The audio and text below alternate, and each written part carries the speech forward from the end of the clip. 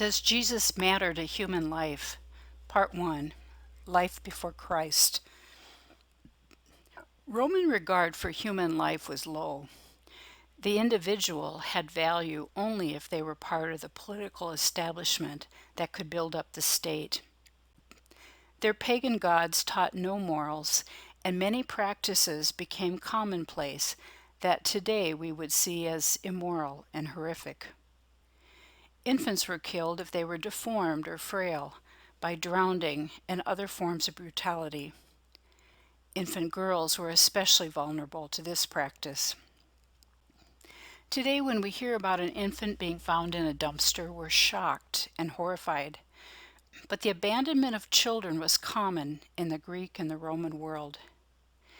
It was so common that this practice became part of Greek mythology, such as the famous story of Romulus and Remus, two brothers thrown into the Tiber River, raised by wolves, and who were said to have founded the city of Rome. It was the low regard for marriage that drove the practice of abortion. Honor and respect for marriage was almost non-existent. Promiscuity and adultery were standard practice. Even in a society with few morals, couples wanted to cover the evidence for their indiscretions, which made abortion common. A lesser-known reason for abortions was the desire to be childless. It meant that the couple had more influence in the society. Famous philosophers like Plato, Aristotle, and Celsius argued that it was the prerogative of the city-state to have a woman submit to an abortion so that the state didn't become too populated. Now, there were those who didn't subscribe to this, but it was so widely accepted by politicians and the general public that their voices made no difference. Human sacrifice. When paganism rules, it's not uncommon to see humans sacrificed to the gods.